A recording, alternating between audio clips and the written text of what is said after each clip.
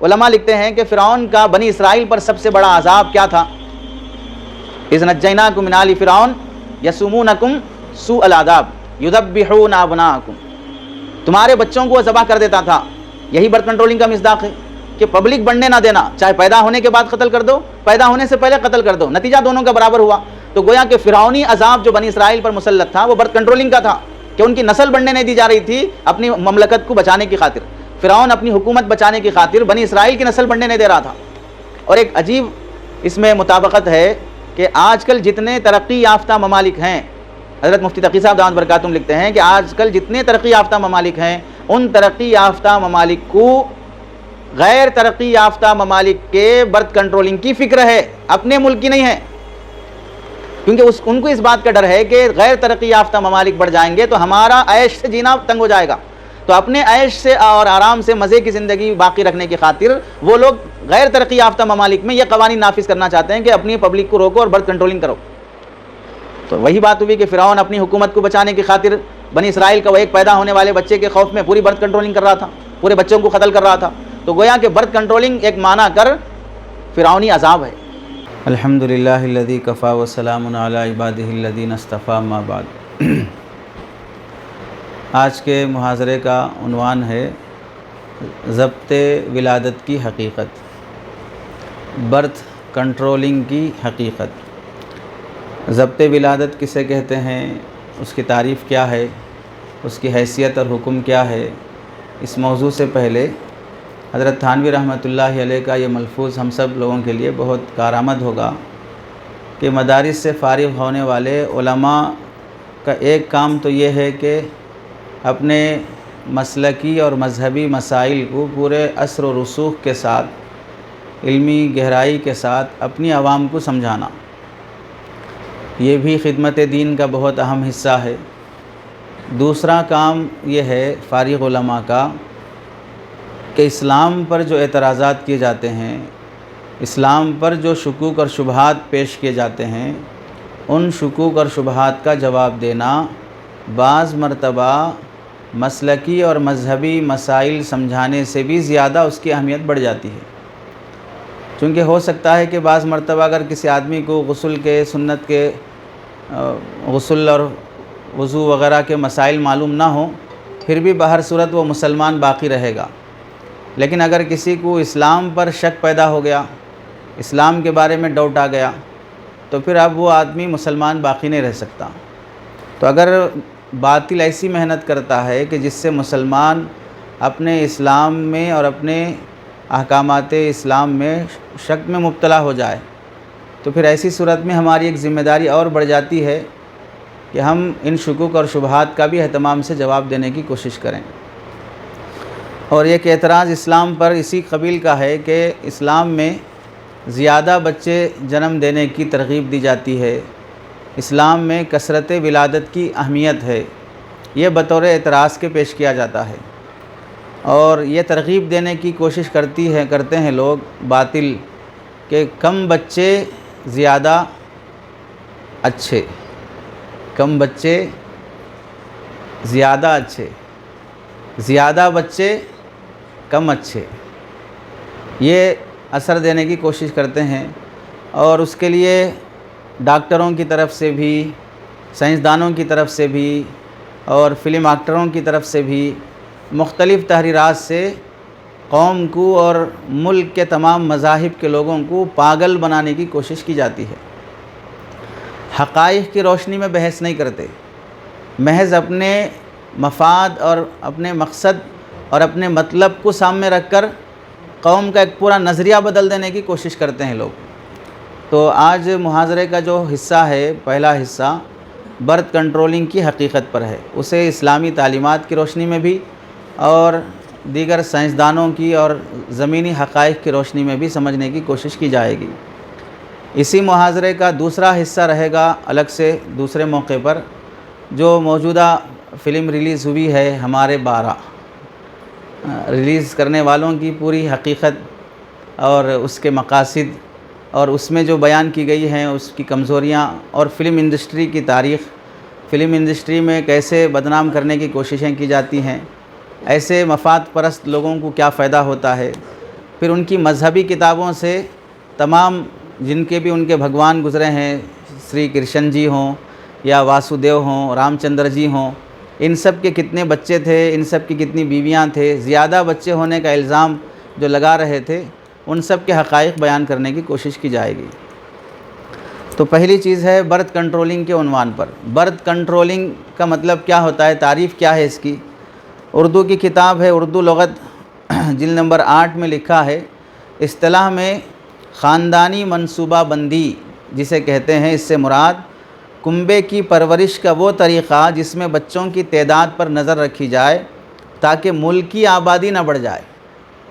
ملک کی آبادی نہ بڑھ جائے تو اس واسطے گھر کے بچوں پہ نظر رکھنا کہ ہمارا بچہ نہیں بڑھا تو ملک کی آبادی نہیں بڑھتی۔ خاندانی منصوبہ بندی اسی کا نام ہے گویا کہ، اگرچہ کہ خاندانی منصوبہ بندی میں دوسری چیزیں بھی آتی ہیں، یہ خاندان کو پالنے، اس کی پرورش اور اس کی تربیت کرنے کے لیے جتنے امور ہوتے ہیں وہ سب اس میں داخل ہیں، لیکن یہاں جو مراد لیا جاتا ہے کہ اولاد کو زیادہ ہونے نہ دینا یہ۔ اور خلاصے کے طور پر اصطلاح میں خاندانی منصوبہ بندی کی تعریف ہوگی کہ ماں کی صحت اور خاندان کے توازن کو برقرار رکھنے کے لیے بچوں کی پیدائش میں وقفے کا انتظام، مانع حمل تدابیر کے ذریعے سے بچوں کی پیدائش کو روکنا، یہ ہوتا ہے خاندانی منصوبہ بندی۔ چاہے آپ روکنے کے لیے ادویات استعمال کریں، چاہے کوئی اور طریقے استعمال کریں جس سے بچوں کی پیدائش کو روکا جائے۔ عجیب بات ہے، بچوں کی پیدائش کو جو روکنے کی بات کرتے ہیں، آگے بہت اچھا ہمارے مفتی تقی عثمانی صاحب دامت برکاتہم اور مفتی شفیع عثمانی صاحب دامت برکاتہم رضی اللہ رحمۃ اللہ علیہ، اور ان میں سب سے اعلیٰ نمونے کی کتاب جو لکھے ہیں وہ مولانا مودودی صاحب ہیں، اسلام اور ضبط ولادت۔ مسلکی لحاظ سے کافی اختلاف ہوگا، لیکن ان کی چند کتابیں اتنی معیاری ہیں کہ ہمارے اکابر نے بھی خود ضبط ولادت کی حیثیت میں مفتی شفیع صاحب رحمۃ اللہ علیہ نے جو لکھا ہے اس میں مولانا مودودی صاحب کا بھی حوالہ دیا ہے، انہیں ان کی کتاب کا بھی حوالہ موجود ہے۔ ایسے ہی پردہ جو ان کی کتاب ہے اس میں بھی تقریباً مولانا ظفیر احمد رحمۃ اللہ علیہ نے بھی، مفتی ظفیر احمد رحمۃ اللہ علیہ نے بھی، ظفیر الدین صاحب، تو انہوں نے بھی بہت کیا بولتے ہیں اپنی کتاب میں بار بار حوالہ دیا ہے۔ تو مولانا مودودی صاحب سے اختلاف تو ہے، لیکن ان مسائل پر ان کی بہت زیادہ گہری نظر تھی، عربی انگریزی رسائل وغیرہ کے ذریعے سے حوالے سے وہ لکھا کرتے تھے۔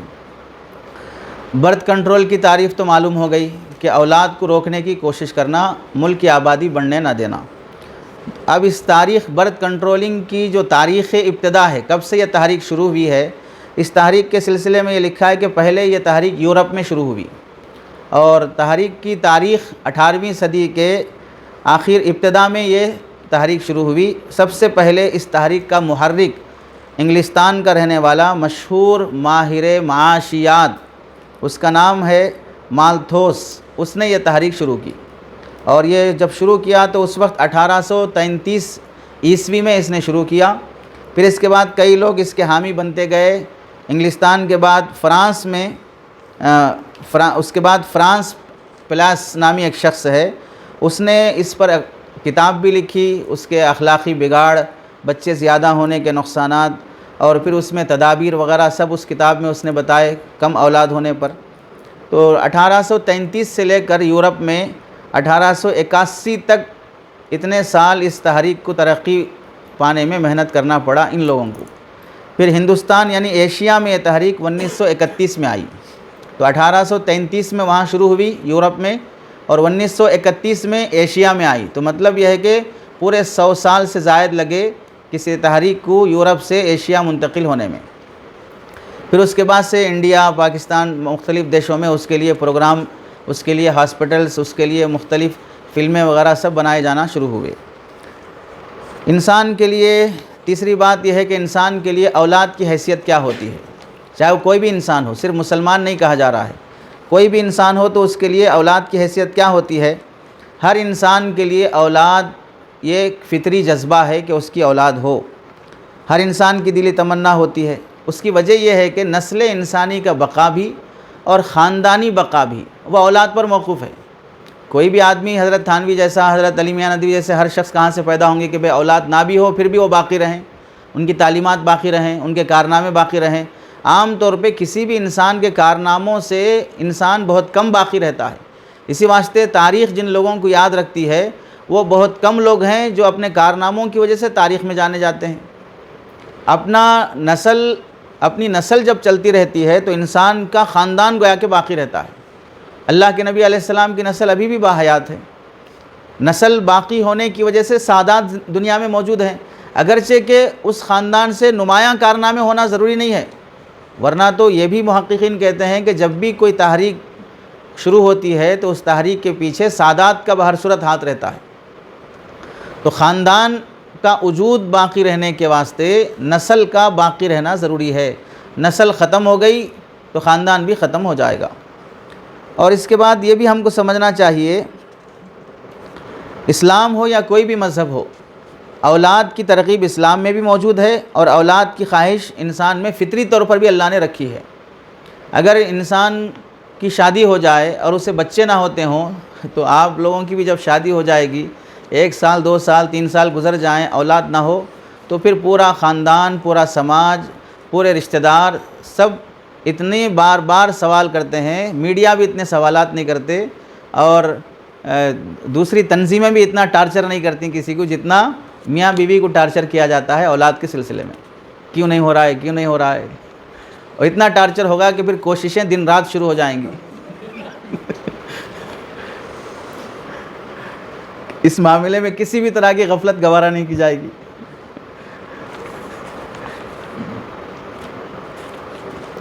تو اولاد کی حیثیت ہر سماج میں مسلم ہے، یہ صرف مسلمانوں کی بات نہیں ہے. اسی واسطے مسلمانوں سے بھی زیادہ جادو، وہ پجاری کے پاس، مندروں کے پاس، باباؤں کے پاس اولاد کی خاطر لوگ کتنا لٹاتے ہیں. اولاد نہ ہونے کی وجہ سے تو ہی ہے کہ بھئی آپ وہ ٹیسٹ ٹیوب بیبی جو شروع ہوا ہے وہ اولاد نہ ہونے کی وجہ سے ہی تو شروع ہوا ہے. اسلام تو کبھی اس کا قائل نہیں ہوا. ان لوگوں کو سوچنا چاہیے، اسلام پر اولاد کا طعنہ دینے والوں کو، اسلام یہ کہتا ہے کہ اولاد کی خواہش کرنی چاہیے، اولاد زیادہ ہونی چاہیے. اگر نہیں ہوتی ہے تو تقدیر پر یقین رکھتے ہوئے چھوڑ دو اور اڈاپٹ کرو، یتیم بچے کو پال لو. اس کی اجازت ہے اسلام میں. لیکن اسلام نے کہیں یہ ترغیب نہیں دی ہے کہ آپ کو اگر بچے نہ ہوتے ہوں تو آپ بچے ہونے کی خاطر کسی دوسرے مرد کے پاس سو جائیں. بچے نہیں ہوتے ہوں تو اپنی بیوی کو دوسرے مرد کے پاس بھیجیں. بچے نہ ہوتے ہوں تو کسی دوسرے مرد کا مادہ منویہ اپنی بیوی میں منتقل کریں. اسلام کبھی اس کا تصور بھی پیش نہیں کر سکتا. ابھی بھی اسلام میں یہ چیزیں حرام اور ناجائز ہیں. اب یہ لوگ وہ ہیں جو اپنی اولاد کی خاطر یہ سارے گھناؤنے طریقے استعمال کرتے ہیں.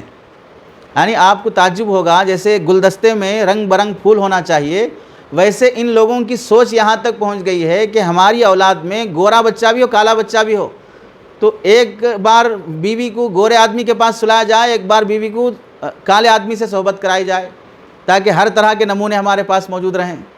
آپ مذہبی کتاب میں دیکھ لیں، رگوید چیپٹر نمبر 10، اس میں لکھا ہے جب خاوند اولاد پیدا کرنے کے ناقابل ہو تو اپنی بیوی کو ہدایت کرے کہ اسے سہاگ کی خواہش مند عورت تو میرے سوا کسی اور خاوند کی خواہش کر، کیونکہ اب مجھ سے اولاد کی پیدائش نہیں ہو سکے گی. ایسی حالت میں عورت دوسرے مرد سے نیوگ کر کے یعنی صحبت کر کے اولاد پیدا کرے، مگر اپنے آئلی مسائل میں شادی کیے ہوئے خاوند کی خدمت میں کمر بستہ رہے. یعنی خدمت اسی کی کرے گی، اولاد دوسرے سے پیدا کرے گی. یہ کہاں مذہبی تعلیم میں دی گئی بات ہے. تو آپ اندازہ کر لیں کہ اولاد کی خواہش ہمارے مذہب میں تو کبھی ایسی تعلیم نہیں دی گئی ہے.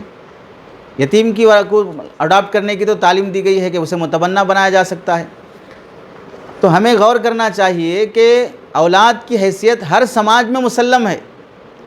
اس میں یہ بحث نہیں ہے کثرت یا قلت کی، اس میں صرف یہ ہے کہ اولاد کی بس ایک ہو یا دو ہو، اولاد ہوتی ہو یا نہ ہوتی ہو تو بہر صورت اسے حاصل کرنے کی کوششوں کے لیے یہاں تک گھٹیا حرکتیں کی جانے لگیں کہ مذہبی طور پر، مصنوعی طور پر دوسروں کا بھی سہارا لیا جانے لگا. چنانچہ مولانا خالد سیف اللہ رحمانی صاحب دامت برکاتہم نے بہت پہلے ایک مضمون لکھا تھا، اور اس مضمون کا نام تھا کرائے کی ماں. کرائے کی ماں آج بھی حضرت کے مضامین میں موجود ہے. اور وہ مضمون آیا ہی تھا ایک فلم کے پس منظر میں۔ اب یہ جس طرح فلم ہمارے بارہ نکلی ہے اور اس میں اسلام کو بدنام کرنے کی کوشش کی گئی ہے، اور وہ فلم جو اس وقت نکالی گئی تھی، نام تو مجھے یاد نہیں ہے، البتہ اس میں جو ایکٹر تھے وہ سلمان بھائی تھے، ان کی فلم تھی، تو اس میں یہ دکھانے کی کوشش کی گئی کہ اگر آپ کی بیوی سے بچہ نہ ہوتا ہو تو آپ کسی دوسری عورت سے لاکھوں روپے اسے دے کر اس کے ساتھ صحبت کریں، اور اس سے جو اولاد ہوگی وہ آپ کا بچہ کہلائے گا، اور جنم لینے کے بعد، بچہ جنم لینے کے بعد عورت کو بچے کو دکھایا بھی نہیں جائے گا۔ جنم دینے والی ماں اپنے بچے کو دیکھنے کی بھی اجازت نہیں ہوگی، اس سے پہلے اسے رخصت کر دیا جائے گا اور اس بچے کو اپنا سمجھ کے پالا جائے گا۔ اس طرح رحم کسی کا، مادہ رحم کسی کا کرائے پر لینا 5 لاکھ میں، 10 لاکھ میں، اور آپ گوگل میں سرچ کر کے دیکھیں گے عورتوں کا اپنے پیٹ کو اور اپنے بچہ دانی کو کرائے پر دینے کا بزنس جو مختلف ممالک میں رائج ہے، اس میں سب سے زیادہ ٹاپ لیول میں چلنے والے ممالک میں انڈیا بھی ہے، جہاں پر رحم کو اور بچہ دانی کو کرائے پر دیا جاتا ہے، اور اس میں 90% کام کرنے والی عورتیں غیر مسلم ہیں۔ مسلمان عورتیں الحمدللہ اس میں آگے نہیں آتی ہیں۔ تو اب آپ غور کریں کہ بھئی ایک تو الزام ہم پہ لگ رہا ہے کہ بچوں کی خواہش اسلام میں زیادہ ہوتی ہے، اب خود غور کر لینا چاہیے بچوں کی خواہش حیوانی طریقے پر کون کر رہا ہے اور کیا کیا طریقے اپنائے جا رہے ہیں اس کے لیے۔ اب آپ بتائیے کیا عورت پر یہ ظلم نہیں ہے کہ عورت چند پیسوں کی خاطر بچہ جنم دے اور اس کی اولاد پیدا ہونے کے بعد وہ اپنے بچے کو دوسرے کے حوالے کر کے دیکھے بغیر چلے جائے؟ یہ عورت پر ظلم نہیں ہے؟ چند پیسوں کی خاطر اپنی اس کی 9 مہینے پال کر وہ اپنے بچے سے محروم ہو جائے؟ چوتھی بات یہ ہے کہ کثیر العیال ہونا، پہلی چیز تھی نفس اولاد کا مسئلہ، دوسری بات ہوئی کثیر العیال ہونا، زیادہ اولاد ہونے کا مسئلہ۔ یہ مسئلہ بھی مذہبی لحاظ سے صرف مسلمانوں کا مسئلہ نہیں ہے، دیگر مذاہب میں بھی یہ بات پائی جاتی ہے۔ چنانچہ اسلام کے بارے میں تو سب جانتے ہی ہیں، آگے بھی ذکر آئے گا۔ اب دوسرے مذاہب میں دیکھیں کہ برتھ کنٹرولنگ کی جب بات شروع ہوئی تو سب سے پہلے اس نقطۂ نظر کے خلاف آواز اٹھانے والا، یہ برتھ کنٹرولنگ کا مسئلہ تو یہودیوں نے شروع کیا تھا، لیکن اس کے خلاف آواز اٹھانے والے سب سے پہلے عیسائی لوگ ہیں، چونکہ عیسائیوں کی کتابوں میں یہ لکھا ہوا ہے، حضرت عیسیٰ علیہ السلام نے فرمایا تم کسی کو جان سے نہیں مار سکو گے۔ اس ارشاد کی وجہ سے یہ لوگ برتھ کنٹرولنگ کو بھی بچے کا قتل شمار کر کے اس کی مخالفت کرتے ہیں، اور انہوں نے کیا بھی۔ چنانچہ ایک پادری گزرے ہیں، لارڈ پادری میکنیل، انہوں نے یہ کہا ہے کہ بچوں کے کنٹرول کرنے پر، برتھ کنٹرولنگ پر کوئی قانون بنانا یہ بالاجماع گناہ ہے، ایسا قانون بنانا بالاجماع گناہ ہے۔ اور عیسائیوں کے چرچ سے یہ فتویٰ اس وقت جاری ہوا کہ نسل انسانی کے قتل کا فتویٰ ہے اگر کوئی برتھ کنٹرولنگ کی بات کرتا ہے، یعنی پوری انسانیت کو قتل کرنے کے مترادف ہے اگر کوئی برتھ کنٹرولنگ پر قانون بناتا ہے۔ اور رہی بات ہے کہ غیر مسلم برادریوں میں جب محاضرے کا دوسرا حصہ شروع ہوگا تو اس میں آئے گی تفصیل کہ وہاں پر بھی اولاد کی کثرت مطلوب ہے، اولاد کی کثرت وہاں پر مطلوب ہے۔ اس کی ایک مثال سے سمجھیں کہ اگر مثال کے طور پر ہندو دھرم میں یہ بات لکھی ہوئی ہے کہ بیوی کو اگر بیٹیاں ہوتی ہوں، 1 بیٹی 2 بیٹی ہوئی، تو اسے بیٹے کی خواہش ہو اور بیٹے پیدا نہ ہوتے ہوں، تو ہندو دھرم میں لکھا ہے کہ بیٹے پیدا کرنے کی خاطر وہ 1 2 3 4 جتنی چاہے شادیاں کر سکتا ہے جب تک کہ بیٹا نہ ہو جائے۔ تو اب یہ جب تک کہ بیٹا نہ ہو جائے، تو اب یہ قانون مذہبی بات جو بنی ہے وہ الٹرا ساؤنڈ آنے سے پہلے بنی ہے، یعنی گیتا ویدک جو بھی چیزیں وہ سب یہ تعلیمات تو پرانی ہیں۔ تو جب ان کی تعلیمات میں لکھا ہوا ہے کہ آپ شادی زیادہ کر سکتے ہیں اولاد لڑکے کی خاطر، بیٹے کی خاطر، تو اب حمل میں بیٹا ہے بیٹی ہے آپ تو پہچان نہیں سکیں گے، کیونکہ جس وقت آپ کا دھرم یا آپ کو تعلیم دے رہا ہے اس وقت تو کوئی سائنس موجود نہیں تھا، اس وقت تو کوئی ٹیکنالوجی نہیں تھی۔ تو جس بیوی سے بھی صحبت ہوگی اور حمل ہوگا، ہو سکتا ہے کہ اس سے بھی بیٹی ہو سکتا ہے تیسرے سے بھی بیٹی ہو سکتا ہے چوتھے سے بھی بیٹی ہو۔ تبھی تو آپ یہ کہہ رہے ہیں کہ جب تک بیٹا پیدا نہ ہو تو آپ دوسرا تیسرا چوتھا نکاح کر سکتے ہیں۔ تو یہاں سے معلوم ہوا کثرت اولاد کی خاطر دوسرے تیسرے نکاح کی بھی اجازت ہے، اور اس کے ضمن میں کثرت ازدواج کی بھی اجازت ثابت ہو گئی۔ جو آپ وحدت الازواج کے جو قائل تھے کہ ایک ہی شادی یا ایک ہی بیوی کے جو قائل تھے، اب وہ کثرت کے بھی قائل ہو گئے اولاد کی خاطر۔ تو ہندو دھرم میں بھی اس کی اجازت، اس کی ترغیب دی گئی ہے کہ بچے زیادہ ہونی چاہیے۔ اور تیسری بات ہے کہ اسلام میں اللہ رب العزت نے فرمایا لا تقتلوا اولادکم خشیۃ املاق، اپنی اولاد کو فقر و فاقے کے ڈر سے قتل نہ کرو، نحن نرزقکم وایاکم، ہم تمہیں بھی روزی دیتے ہیں انہیں بھی روزی دیتے ہیں۔ اب اس آیت میں دیکھیے اللہ تعالیٰ نے ایک اصول بیان فرما دیا کہ جو اللہ جانوروں کو، حیوانات کو، کیڑے مکوڑوں کو، دنیا کی ہر مخلوق کو روزی دیتے ہیں، وہ اللہ تعالیٰ اشرف المخلوقات کو روزی دینے سے کیوں محروم رکھیں گے؟ جب ان کو روزی مل رہی تو آپ کو بھی ملے گی۔ تو ارذل المخلوقات روزی کے خوف سے اپنی اولاد کو ختم نہیں کرتی، تو اشرف المخلوقات ہوتے ہوئے روزی کے ڈر سے اپنی اولاد کو ختم کیوں کر دیتے ہو؟ اشرف ہو کے ارذل جیسے کام کرنے والی حرکت ہو گئی، ایک بات ہوئی۔ دوسری بات یہ ہے کہ برتھ کنٹرولنگ اگرچہ کہ اس آیت کی روشنی میں قتل کے مترادف نہیں ہے، کیونکہ قتل کے لیے جان ہونا ضروری ہے، اور یہاں پر برتھ کنٹرول کا مطلب ہوتا ہے پیدائش سے پہلے ہی پیدا ہونے نہ دینا، تو قتل کا اطلاق تو اس پر نہیں ہوگا۔ لیکن آیت میں جو علت بیان کی گئی ہے خشیۃ املاق، فقر و فاقے کے ڈر سے، اس ڈر سے بچے کو قتل کرنا جب جرم ہوا تو بچے کو پیدا ہونے سے روک دینا بھی جرم کہلائے گا، کیونکہ دونوں میں علت مشترک ہے خشیۃ املاق، کہ فقر و فاقے کے ڈر سے کوئی پیدا ہونے کے بعد ختم کر دے رہا بچے کو، جیسے کہ زمانے جاہلیت میں ہو رہا تھا، اور آج چونکہ ٹیکنالوجی بڑھ گئی ہے تو پیدا ہونے سے پہلے ہی اسے پیدا ہونے نہیں دیا جا رہا ہے، مقصد ان کا بھی وہی خشیۃ املاق، پیدائش کے خوف سے۔ تو اس آیت کی وجہ سے یہ آیت کے مصداق بنیں گے کہ آپ ذلت اور رسوائی اور خوف فقر و فاقہ اور روزی کی وجہ سے آج جو بھی برتھ کنٹرولنگ کی بات کرتے ہیں، چاہے وہ حکمران ہوں یا ملکی پیمانے پر ہوں یا آئلی پیمانے پر ہوں، ان سب کا نقطہ نظر یہ ہے کہ اگر پبلک بڑھتی جائے گی تو معاش کے ذرائع کم ہوتے جائیں گے، وسائل گھٹتے جائیں گے، اور زمین جتنی ہے وہ زمین ان کے لیے تنگ ہو جائے گی، اور ذریعہ آمدنی جتنا ہونا وہ نہیں ہو سکے گی، تو پھر دنیا میں لوگ بھوکے اور فاقے سے مر جائیں گے۔ اس لیے جتنے لوگ پہلے سے موجود ہیں ان کی روزی روٹی کا انتظام کر لیا جائے، مزید لوگ آ جائیں گے تو پھر ان کو کہاں سے کھلائیں گے؟ تو نتیجہ یہی ہوا خشیۃ املاق، کہ بعد میں پیدا ہونے والوں کو ہم نہیں کھلا سکتے۔ تو اللہ تعالیٰ نے اس آیت سے اس کی تردید فرما دی، اب جو پیدا ہوئے ہیں ان کو بھی ہم کھلا رہے ہیں، تم سے پہلے جتنے پیدا ہو چکے ان کو بھی ہم نہیں کھلایا، اور تمہارے بعد جو پیدا ہوں گے ان کو بھی ہم ہی کھلائیں گے۔ ایک چیز تو یہ ہو گئی۔ دوسری بات یہ ہے کہ شریعت میں برتھ کنٹرولنگ منع کیوں ہے، ناجائز اور حرام کیوں ہے؟ اولاد کی پیدائش کو کم کرنے کی پلاننگ کرنا حرام اور ناجائز کس وجہ سے ہے؟ اس کی وجہ یہ ہے، برتھ کنٹرولنگ منع ہونے کی وجہ، پہلی وجہ یہ ہے کہ بندہ اللہ کے نظام میں دخل دینے کی کوشش کرتا ہے۔ اللہ کے نظام میں دخل کیسے؟ اللہ تعالیٰ چاہتے ہیں پیدا کرنا، نسل چلانا، دنیا چلانا، اور یہ چاہتا ہے کہ دنیا نہ چلے، اور جو رفتار یہ پیش کرنا چاہتے ہیں کہ ہم دو ہمارے دو بس زیادہ نہ رہیں، یہ ہم دو ہمارے دو کی بات یقینی نہیں ہے۔ یعنی ایسا نہیں کہ اب آپ کے دو ہیں تو اب آپ کے جو دو ہیں ان کے بھی دو ہی رہیں گے، یہ تو دیوانے پن کی بات ہے۔ تمہارے دو ہوئے، لیکن ان دو کے جب دو ہوں گے تو کتنے ہوں گے؟ تو چار ہوں گے۔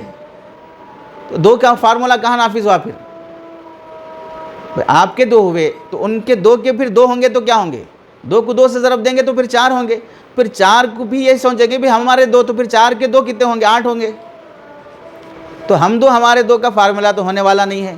دوسری چیز یہ ہے کہ اگر مان لیا جائے کہ ہم دو ہمارے دو کے بعد دوسرے والے بھی اپنائیں، تو پھر مطلب یہ ہوگا کہ ہم دو ہمارے دو، لیکن ان دو کے ہم دو ہمارا ایک، یہ ہو جائے گا۔ تو پھر 50 سال اور 100 سال کے عرصے میں دنیا میں صرف بوڑھے لوگ ہی باقی رہیں گے، جوان دکھنا مشکل ہو جائیں گے۔ چنانچہ ایسا ان ملکوں میں ہوا جن ملکوں میں برتھ کنٹرول کا قانون بنا، ایسا ان ملکوں میں ہوا۔ پھر ان ملکوں کو پیسہ دے کر اپنے پبلک کو اس بات پر پیسہ، جیسے راشن دیا جاتا ہے، تیل دیا جاتا ہے، چاول دیا جاتا ہے، ویسا اپنے ملک کی پبلک کو آفر کرنا پڑا زیادہ بچے جنم دینے پر، آفر کرنا پڑا۔ چنانچہ دوسرے محاضرے میں کون کون سے کنٹریز ہیں جس میں آفر دے کر اپنے ملک کی کنٹری کو بڑھانے کی کوشش کرتے ہیں کہ ہماری پبلک کو بڑھایا جائے، اور اس کے لیے وہ لوگ کیا کرتے ہیں، ڈیلیوری کا خرچ فری، بچے کا پورا 2 سال کا جو بھی دودھ کا ہو، پیمپر کا ہو، پیمپر کا بھی خرچ ہم دیں گے، پاؤڈر کا بھی خرچ ہم دیں گے، صابن کا بھی خرچ ہم دیں گے، آپ بچہ پیدا کیجیے۔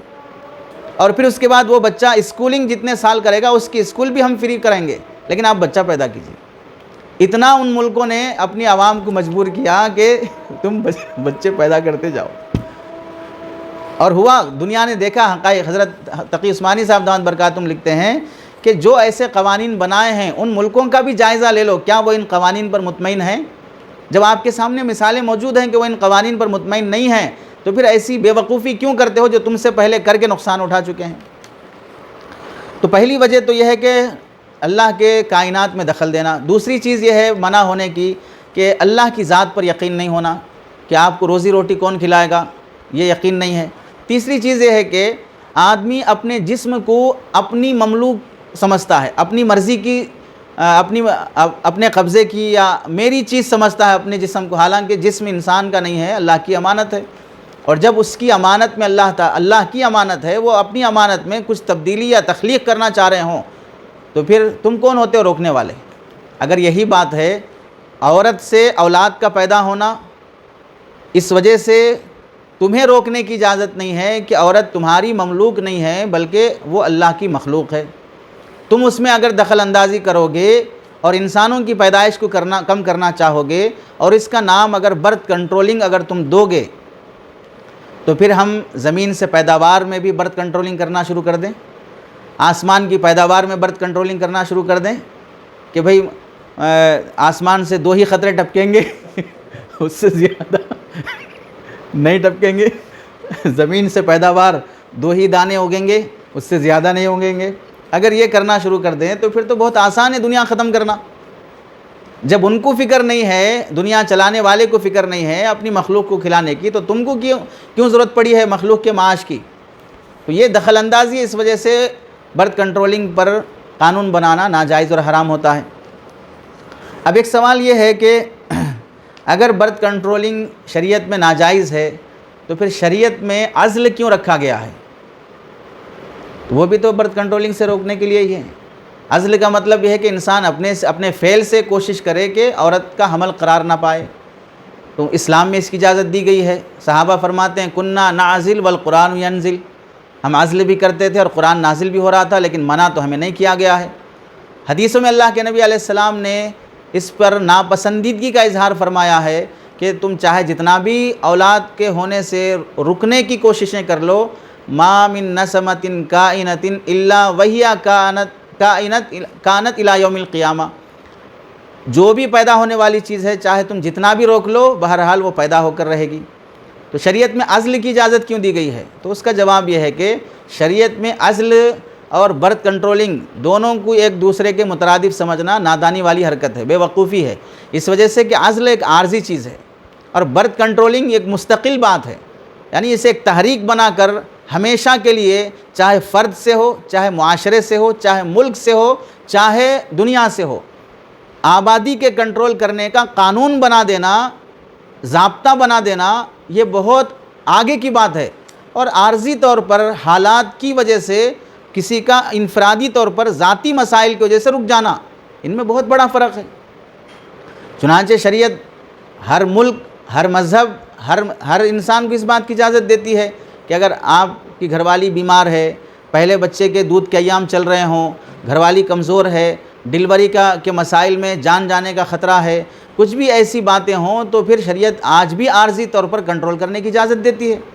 شریعت میں اس میں کوئی ایسی رکاوٹ نہیں ہے، عارضی طور پر برتھ کنٹرولنگ کی شریعت میں پھر بھی اجازت باقی ہے۔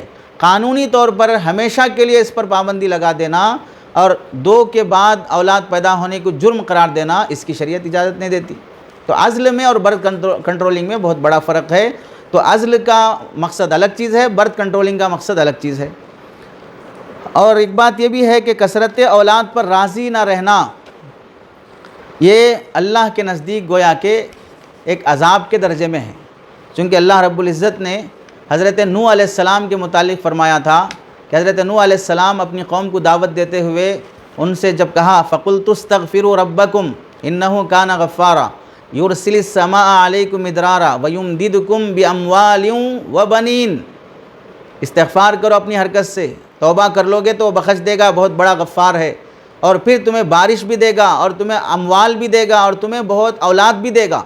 اس پر جب وہ راضی نہیں ہوئے ان تمام نعمتوں پر اور وہ نافرمان کے نافرمان رہے، توبہ نہیں کیے، تو اللہ رب العزت نے طوفان نوح کے ذریعے سے ان سب کو ہلاک کر دیا۔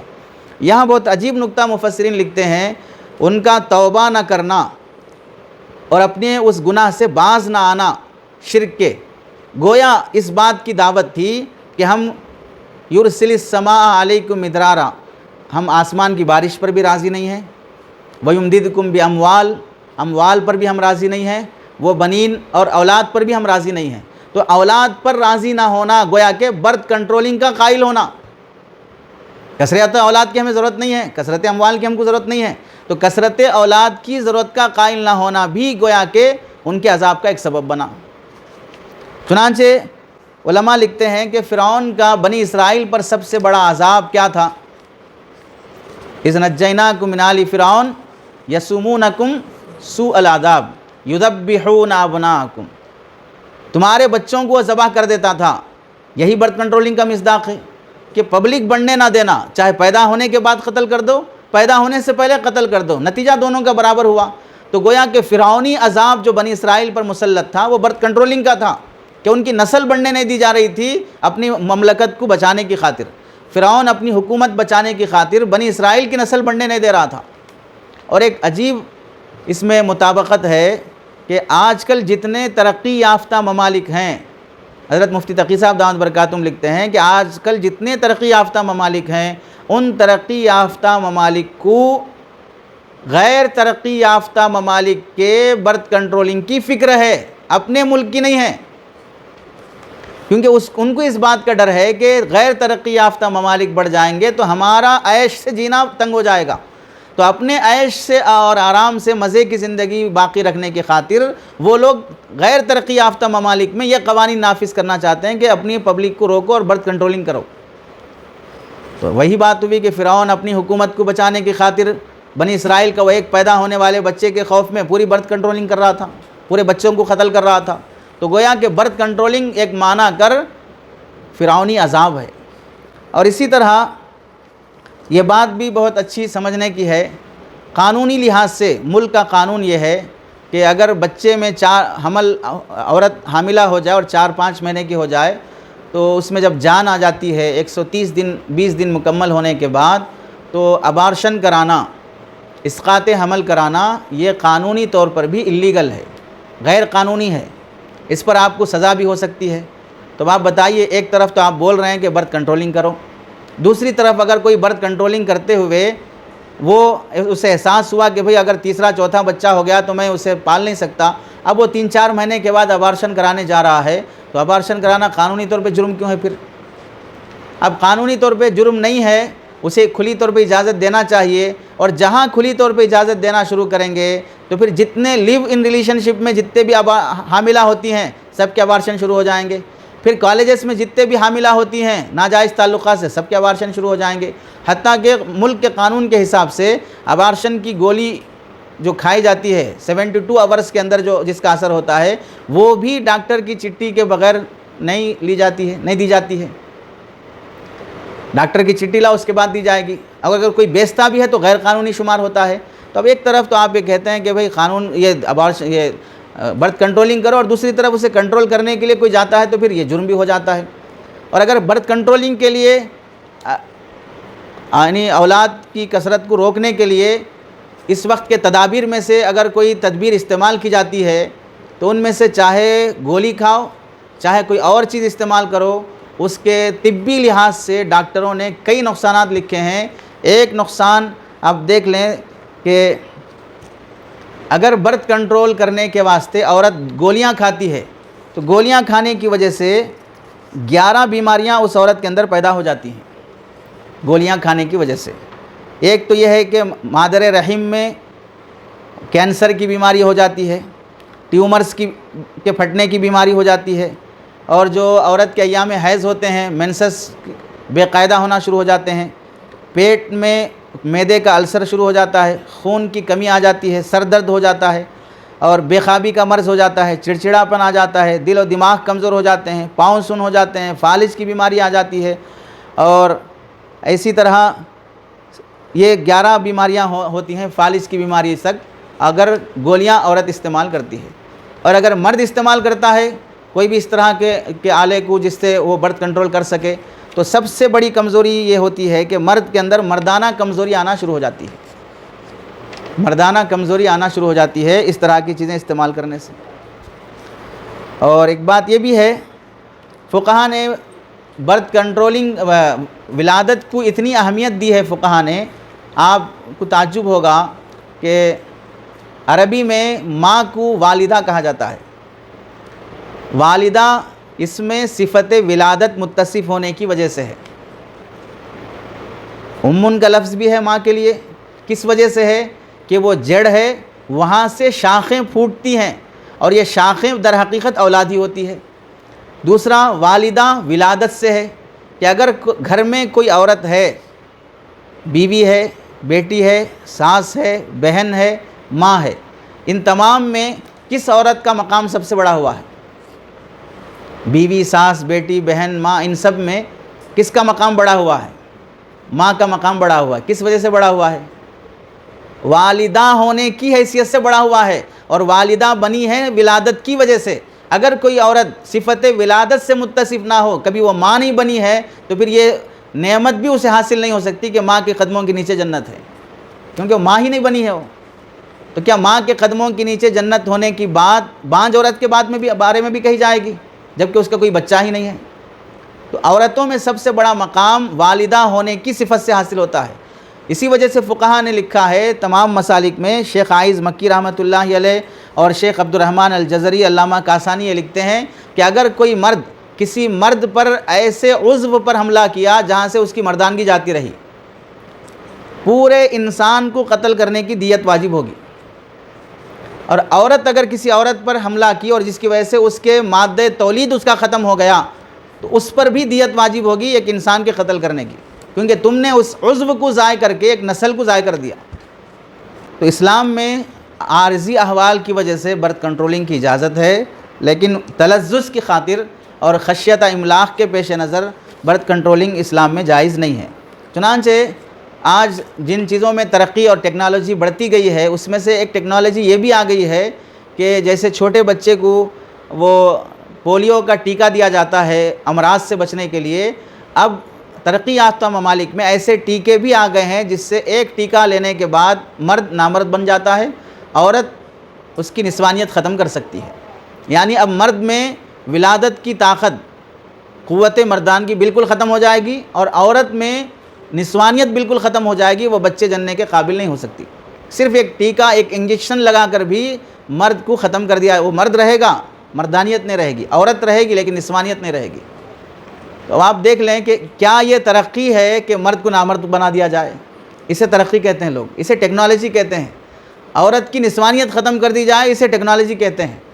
عجیب بات یہ ہے کہ سماج میں جو بہن ہیں، نہ مذکر ہیں نہ مؤنث ہیں، بہن قریب ہیں یا بہن بعید ہیں، تو جو بہن ان کو یہ کوشش کی جا رہی ہے کہ انہیں مذکر بنایا جائے، اور جو مذکر ہیں ان کا ٹرانسجنڈر کرایا جا رہا ہے، یعنی مرد کو عورت بنایا جا رہا ہے، عورت کو مرد بنایا جا رہا ہے، اور اس میں اس فارمولے کے بعد اگر کوئی واقعتاً مرد عورت بننے کے بعد وہ صاحب اولاد بنتی ہے تو اس پر خوشیاں منائی جاتی ہیں۔ تو یہ کام تو پہلے سے عورت کر رہی تھی نا،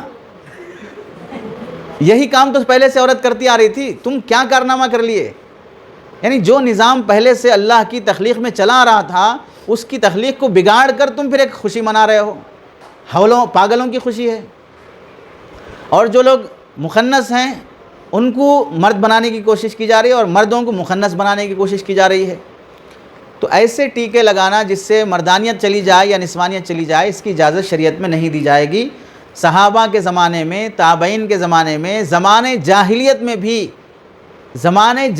میں بھی وہ چور تھے، لٹیرے تھے، شرابی تھے، اچکے تھے، ڈاکو تھے، سب کچھ تھے، لیکن برتھ کنٹرولنگ کے قائل نہیں تھے۔ وہ کم اولاد کے قائل نہیں تھے، وہ زیادہ بچوں کے قائل تھے۔ چنانچہ آپ سب جانتے ہیں حضرت عبداللہ رضی اللہ تعالیٰ عنہ کی منت تھی کہ اگر میرے 10 بچے ہو جائیں تو ایک بچہ اللہ کی راہ میں قربان کروں گا۔ تو وہ کثرت اولاد پر منت مانا کرتے تھے جاہل ہوتے ہوئے بھی۔ اور یہ نیا جدید دور ہے جاہلوں کا، جس میں اولاد کم کرنے کو ترقی سمجھی جا رہی ہے۔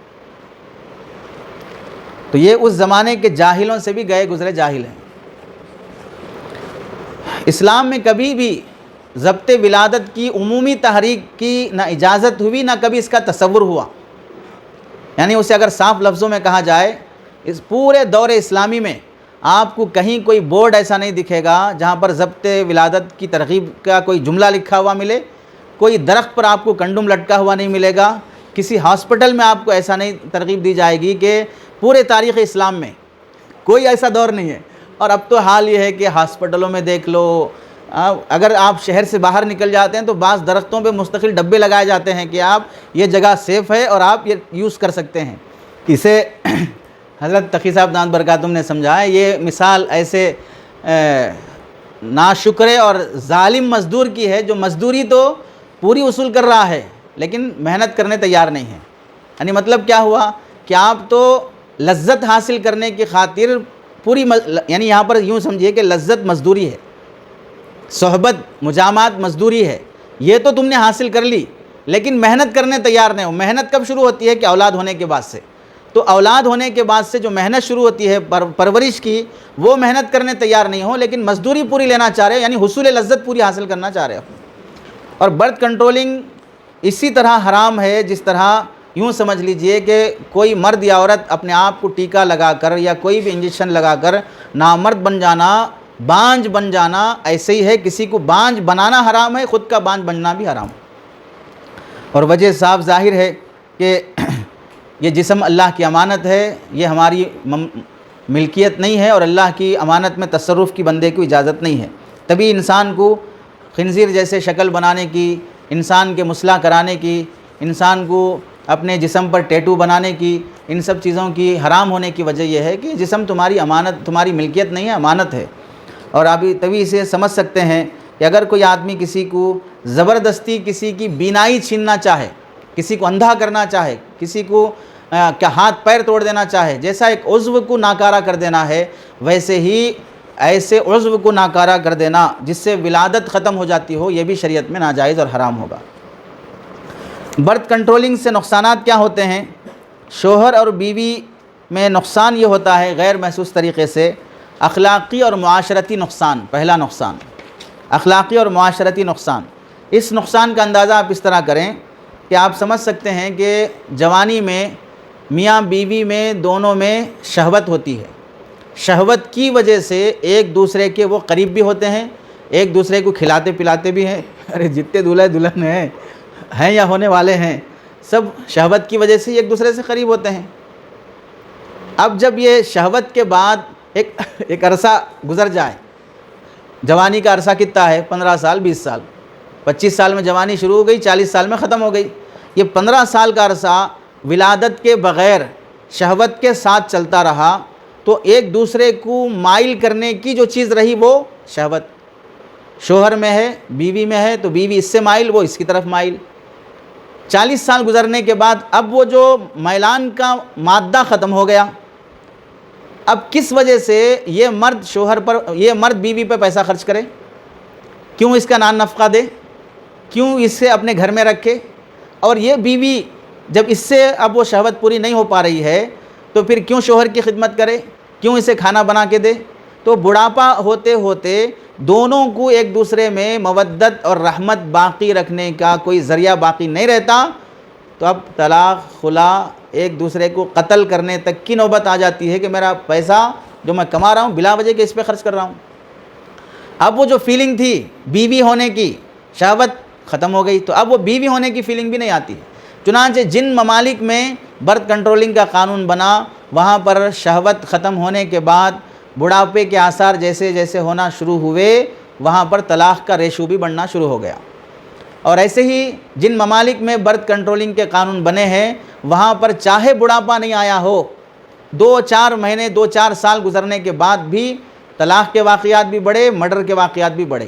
کیونکہ اب اس کو مجھ سے جوڑ کے رکھنے والی چیز کیا ہے؟ بیٹا، اولاد ہے. تو بچے کی وجہ سے لوگ رشتہ توڑنے کے لیے جلدی تیار نہیں ہوتے ہیں، چاہے کوئی بھی سمجھا دے، بڑے بڑے بھی سمجھا دیں بھئی چھوڑ دو، پھر بھی چھوڑنے تیار نہیں ہوتے ہیں. کس کی وجہ سے؟ اولاد کی وجہ سے. ارے نہیں سمجھے؟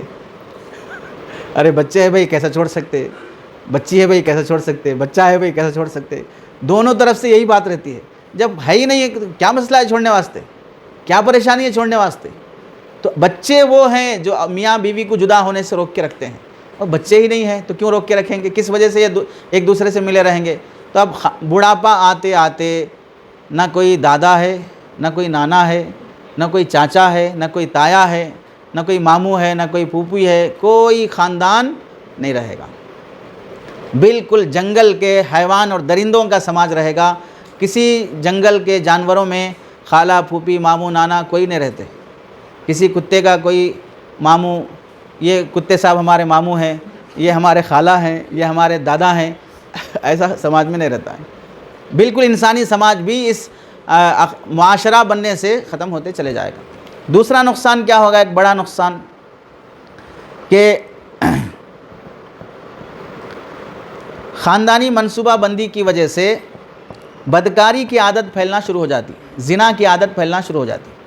وجہ کیا ہے کہ میاں بیوی سے جب اولاد ہوتی ہے، اولاد ہونے کے بعد شوہر کہیں اور منہ مارنا چاہے گا تو اس کو ایک دل کے اندر سے ایک بات پیدا ہوتی رہتی ہے کہ بھئی میرے بچے ہیں، اگر میرا یہ معاملہ لیک ہو گیا تو میرے بچے کیا منہ دکھائیں گے، میرے بچوں کو رشتے کہاں سے آئیں گے، میرے بچوں کا کیا ہوگا. اس وجہ سے بھی مرد کبھی اس گناہ سے رکتا ہے، عورت کبھی اس گناہ سے رکتی ہے. بچے ہی نہیں ہیں تو کس کے سامنے میری عزت جائے گی، کس کی فکر کر کے میں اس زنا کے کام سے رکوں گا. اس کی وجہ سے مرد بھی عورت بھی جب اس کے پیچھے ان کو روکنے والی کوئی طاقت نہیں ہے اولاد کی شکل میں، تو مرد بھی زانی بنے گا، عورت بھی زانیہ بنے گی. ورنہ کتنے لوگ ایسے ہیں جو زنا اور بدکاری سے اس واسطے رکے ہوئے نہیں ہیں کہ اللہ کا حکم ہے، اس واسطے رکے ہیں کہ بھئی اگر میرا یہ معاملہ ظاہر ہو گیا تو میرے بچوں کا کیا ہوگا، میری عزت کیا ہوگی، میں کیا منہ دکھاؤں گا. اس وجہ سے بھی بہت سے لوگ رکے رہتے ہیں. تو اب یہ جب بات ہی نہیں رہی تو پھر کوئی مسئلہ ہی نہیں رہے گا. چنانچہ آپ دیکھ لیجئے، بہت بڑے تجربے کی بات یہ ہے، جتنے لوگ برتھ کنٹرولنگ کی بات کرتے ہیں تقریباً وہ غیر شادی شدہ جوڑے ہوتے ہیں. یعنی وہ میاں بیوی کے جیسا رہتے ہیں، میاں بیوی نہیں ہیں، اور ایسے ہی لوگ برتھ کنٹرولنگ کی بات کرتے ہیں. گویا کہ مطلب یہ ہوا کہ ہم بچے پیدا نہیں کریں گے، آپ کو بھی نہیں کرنا چاہیے. یا اس سے آگے کی بات یہ ہوئی کہ ہمارے اندر بچے پیدا کرنے کی طاقت نہیں ہے تو تم بھی اس بچے پیدا کرنے کی طاقت کو ختم کر لو.